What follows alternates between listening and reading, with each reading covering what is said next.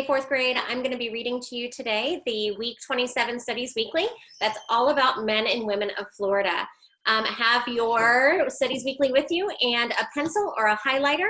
Remember, I'm going to be helping you out, telling you what you need to highlight. That will help you answer the questions on the crossword and this week's Who Am I activity. All right, so let's go ahead and start Week 27 on the front cover, Contemporary Men and Women of Florida. All right, I'm just going to slide it up here. There you go. Welcome, boys and girls, to another issue of Florida Studies Weekly. In this issue, you can learn about some of the great people who have helped make Florida such a great state in the last 100 years. There are all types of citizens from many walks of life.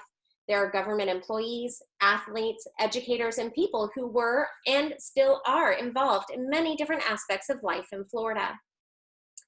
As we read this issue of Studies Weekly, we'll learn about these contemporary or modern day. Remember, whenever they give us a definition, it's a good thing to highlight it because you may need it later. Contemporary or modern day men and women who are powerful, intelligent, and important. They represent all of the character traits we have learned about this year. All of them helped in one way or another to make Florida the state what it is today. We can start with Lenore Carrero Nesbitt. Nesbitt was the first female judge appointed to the U.S. District Court for the Southern District of Florida. She worked many different jobs, including serving as a research assistant to the Chief Judge of Florida's First District Court of Appeals. She was the first woman to hold this position. Jimmy Buffett is a great contemporary singer from Key West, Florida. He is known for his humorous and upbeat songs. Many of his songs tell of areas that he has lived in and experienced in Florida.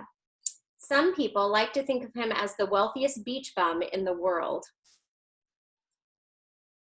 M. Athalia Range was the president of a local and county parent-teacher association for 16 years. During this time, she fought for equal rights and education for minorities. She became the first African-American woman to be elected to the Miami Board of Commissioners, where she fought for stricter gun laws, updated fire codes, and secured a restriction on the sale of glue to minors and created park and play areas. In 1970, she was appointed to serve as secretary of the Department of Community Affairs, becoming the first African-American woman to serve as a head of a state agency in Florida. In her lifetime, she received more than 125 awards and honors. Ernest Hemingway's home is located in Old Town, Key West. Hemingway is known for his novels and great stories, many of which are about Florida. A stamp was issued in his honor in 1989. Many other men and women have helped make Florida the great state that it is and deserve the front page, but we just didn't have enough room for them all. So keep on turning the pages and find out more about some of the greatest contemporary men and women of our state. All right, let's go ahead and open to the inside. We are going to start with Janet Reno. All right, let me get set up. Here we go. Contemporary men and women of Florida. Here are a few great women and men from Florida who will be Florida's great men and women of the future. I think probably a few of you will be. Janet Reno, highest attorney. In March 1982, Janet Reno made history when she became the first woman U.S. Attorney General. This meant she had the highest government position available to an attorney or lawyer. Reno was born and raised in Miami. As a young girl, she used to go to work with her father, who was a newspaper reporter for criminal trials. This experience made a great impact on Reno, and she ended up serving as Dade County's district attorney for 15 years. During that time, Reno won a record 103 death sentences against criminals whom she prosecuted or accused and brought charges against. This was especially amazing because she does not believe in the death penalty. Rosemary Barquette, Florida's first female Supreme Court Justice. Rosemary Barquette was born in Mexico into a family of 9 children. When she was 7 years old, her parents moved the family to Miami. At the age of 17, she became a nun. Later, she decided to serve humanity or mankind in another way. She chose a law career that eventually led her to become the first female judge on Florida's Supreme Court. I actually forgot to highlight the rest of that. You're going to need to know that she changed careers to become a lawyer. All right, Frank Consier. When you think about special agent, you probably think about James Bond or maybe some person who works for the FBI or the CIA. But not all special agents work for these groups. One special agent, Frank Consier, worked for the United States Fish and Wildlife Services. Consier worked for the Fish and Wildlife Service office in Fort Myers, Florida. He was a special agent for more than 20 years and was honored in 2003 with the National Fish and Wildlife Foundation's Guy Bradley Award. This award was given to Consier for his role in protecting America's wildlife resources. He was a great criminal investigator and has done a great deal to keep threats such as environmental hazards and contaminants, which make the environment unclean or expose it to harmful chemicals, away from wildlife. Service Director Stephen Williams says that Consier has done things to protect the bald eagles, migratory birds, and many other species that Americans treasure and love. The award that Consier received, the Guy Bradley Award, is named after and presented in honor of the first wildlife agent to lose his life in the line of duty. Guy Bradley was killed in 1905 trying to protect America's wildlife. Consier is now retired. Williams says, "We're proud that one of our agents has won this prestigious award and joined the foundation in applauding the contributions the law enforcement officers make to wildlife conservation through this country, and we are proud too." Don Shula, I know some of you boys know all about him. Where were the Miami Dolphins before coach Don Shula? Who's Don Shula? Have you ever ridden on the expressway in Dade County? Well, Shula helped the Dolphins win so many games that the people of Miami named one of their biggest and busiest expressways after him. Shula won 347 games as an NFL head coach, more than any other coach in NFL history. If that isn't amazing enough, Shula is the only coach to have a perfect season in NFL football history. In 1972, he coached the Miami Dolphins so well that they won every single game, including the Super Bowl. What magic helped him win so often?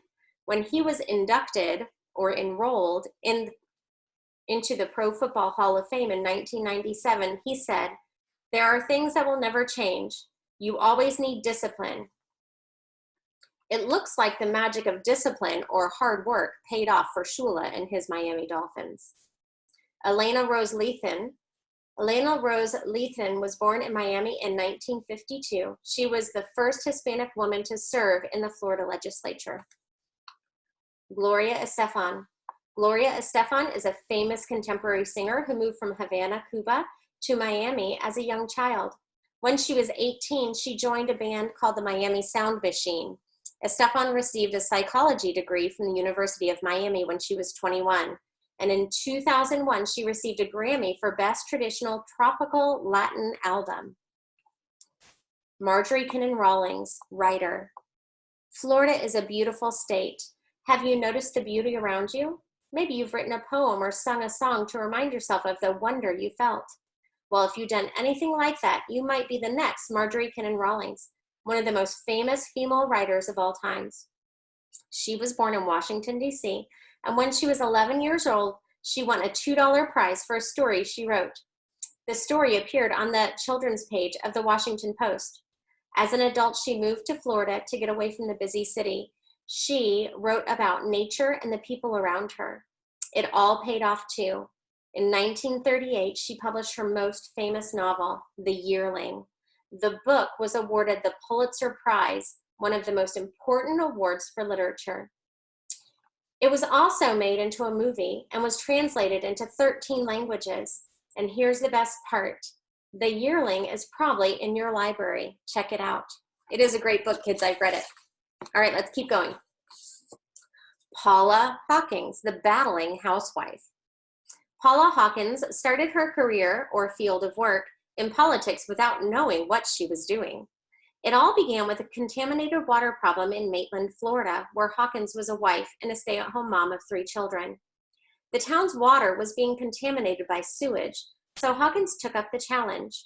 When the mayor refused to consider changing the city's sewage system, Hawkins took it to the voters.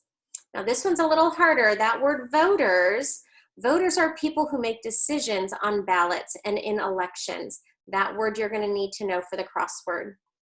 Even though she wasn't officially on the ballot, the townspeople elected Hawkins as their new mayor. As mayor, Hawkins was able to change things. She gave safe and great tasting water to everyone in the town. She never gave up and became known as the battling housewife. Years later, after Hawkins had won and lost several elections, many people wanted her to be their U.S. Senator. She had little chance of winning. She was a Republican in a state where most people were Democrats, and being a woman made it even harder. Unlike her opponents, who had millions of dollars, Hawkins had no money to buy television commercials. But the battling housewife refused to let anything stop her. She borrowed a friend's RV and drove to every town, setting up a big sign that said, "Paula's Listening Post." At senior citizen centers and grocery store parking lots, Hawkins listened to the problems and concerns of people. She created so much excitement that the TV stations broadcast her story on the news wherever she went, and they ran it for free. Hawkins became Florida's first female senator, and as a U.S. Senator, Hawkins fought hard and won important victories for abused women and children. Hawkins died in 2009 at the age of 82. Zora Neale Hurston. Do you like a good story? Well, there was one Florida woman who liked writing stories as much as she liked hearing them. Her name was Zora Neale Hurston. She grew up in Eatonville at the beginning of the 20th century. Kids, Eatonville is right next to Orlando, so it's actually pretty close. You can visit her hometown with a short drive. It's actually pretty cool. They have a Zora Neale Hurston festival there every year. She described her hometown as a pure Negro town. Charter, mayor, council, town marshal, and all. She paid close attention to people at the local store when they told stories. Later, she lived in a lumber camp in Lowman. The workers around her, who came from all over the South, told folk stories, chanted work songs, and spoke proverbs and sermons, recited children's rhymes, and sang the blues. Hurston tried to remember every story she heard. She used what she heard to write books. Her most famous books are Their Eyes Are Watching God and Dust Tracks on the Road, which is a story about her life. She also wrote poetry and more than 50 short stories. Isn't it amazing what she did just by paying attention to what people around her were saying and doing? Hurston lived her last years as a poor servant. She died in 1960 and was buried in an unmarked grave. All right, we are going to read a little bit about the counties of Florida this morning. Columbia and Suwannee counties, up here in the top of Florida, right near Georgia. Columbia County, come see the flip side of Florida at the Stephen Foster State Folk Cultural Center. Stephen Foster wrote our state song, Old Folks at Home, that starts with Way Down Upon the Suwannee River. At the center, you'll experience the stories, crafts, and music of old and new Florida. The county seat is Lake City, and it has the right name for a town in this freshwater capital of America, where you can dive, swim, canoe, raft, or just tube down a lazy river with no theme park attached. Suwannee County. Start at the county seat of Live Oak and take an agri-tour of the county. What will you see? All kinds of things, including acres of blueberries and an emu ranch. Emu in Florida? You bet. Next, visit some of the 70 freshwater springs in Suwannee. One great place is West Skiles Peacock Springs State Park, home of one of the largest underground cave systems in the country. A favorite dive spot is Orange Grove Sinkhole. All right, one last section we're going to read together about key deer. They are lots of fun. If you've ever been to the Keys, you've probably seen them. Key deer. There is a beautiful little animal that can only be found in Florida's Keys. Maybe that's where it got its name, the key deer. Just a lucky guess. Some people call them toy deer because they are just 2 feet tall and weigh as little as 50 pounds. Their size is the only difference between the key deer and the white-tailed deer that are common throughout other parts of Florida and North America. They prefer pine forests, but some have been found scrounging for food in backyards. Sadly, back in the 1940s, there were only about 50 key deer left. They are doing much better now thanks to people like Marjorie Stoneman Douglas, but there are still only about 800 key deer in Florida. That makes this animal extremely endangered. All right, kids, I hope that helps you finish your Studies Weekly this week. As always, if you have any questions or trouble answering any of those questions, reach out to Mrs. Fallon or I, and we'd love to help you. Have a great Monday.